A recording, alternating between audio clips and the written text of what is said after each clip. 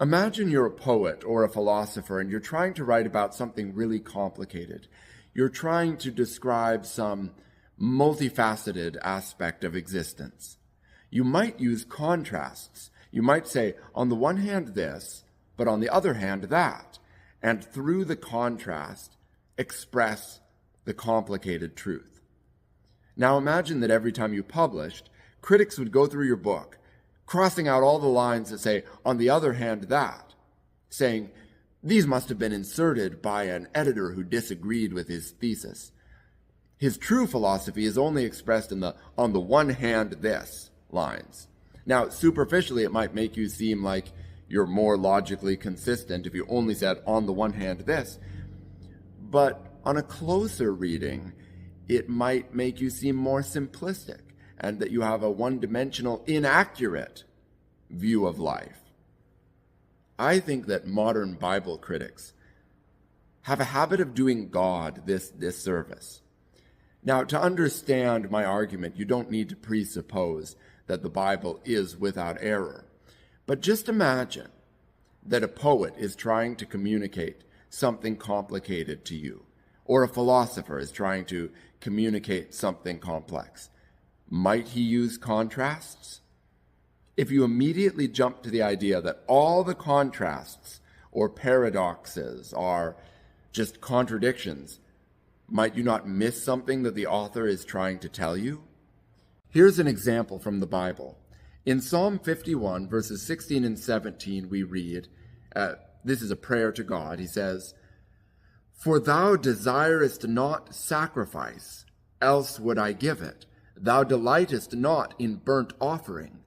The sacrifices of God are a broken spirit, a broken and a contrite heart, O God, thou wilt not despise." And here, contrite means crushed. David is praying here about his sin, repenting and saying, Lord, you don't want the sacrifice of an animal. You want the sacrifice of my broken heart, crushed over its sin. Then he says, "Do good in thy good pleasure unto Zion. Build thou the walls of Jerusalem. Then shalt thou be pleased with the sacrifices of righteousness, with burnt offering and whole burnt offering. Then shall they offer bullocks upon thine altar." Hey, wait a minute. Didn't he just say you don't desire sacrifice? You don't delight in burnt offering? And now he's saying you'll be pleased with sacrifice and burnt offering? Did he forget what he just wrote?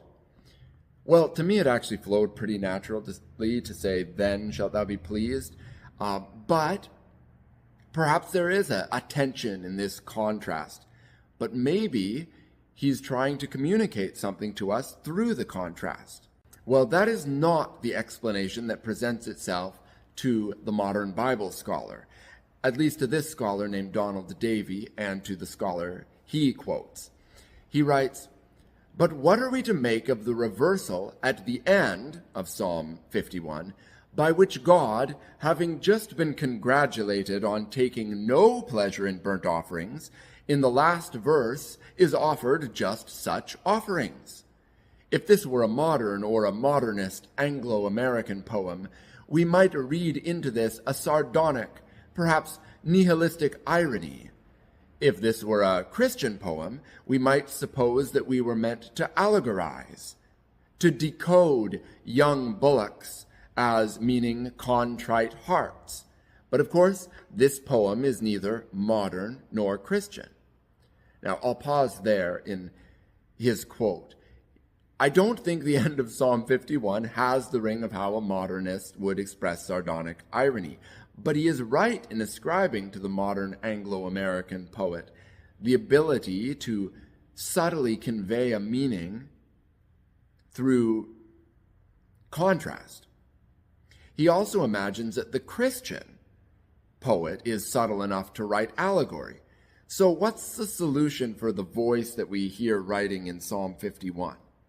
He says, "The New Oxford Annotated Study Bible takes care of the difficulty by describing the last two verses as a later addition designed to modify the anti-sacrificial spirit of the preceding verses and to adapt the poem to liturgical use.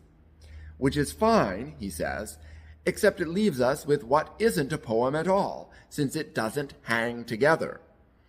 A lot of the Psalms are like this, mutilated torsos or unnatural conjunctions of disparate and irreconcilable elements. But if the modernist is smart enough to use contrasting language for irony, and the Christian is smart enough to use it in allegory, was the ancient Jew not smart enough to set up contrasting sentences to express some truth he understood? Is this that idea that people in the ancient times were stupid compared to us? And even more so, if this is inspired by God, isn't he smart enough to use a contrast to express some truth that perhaps even the ancient Jew didn't understand but would be revealed? And does the hypothesis even make sense that it was added to modify the anti-sacrificial spirit of the preceding verses and to adapt the poem to liturgical use? The imagined editor would obviously have had to think that his addition of the pro-sacrifice verses at the end, after those anti-sacrifice verses, wouldn't be too jarring a shift for his original audience. And also, if he had such editorial power, why not just cut the offending anti-sacrificial verses? I mean, modern hymn editors do that kind of thing all the time. So whether it's the editor or the original author, you have someone in ancient times that thought it made sense. I don't see that we've gotten anywhere. When Donald Davy writes of irreconcilable elements, perhaps what he's saying is that his Anglo lens is better at detecting these than that of the ancient Hebrew poet. Aside from ancient Hebrews, many Christians have perceived a logic in moving from the state where God doesn't want public religious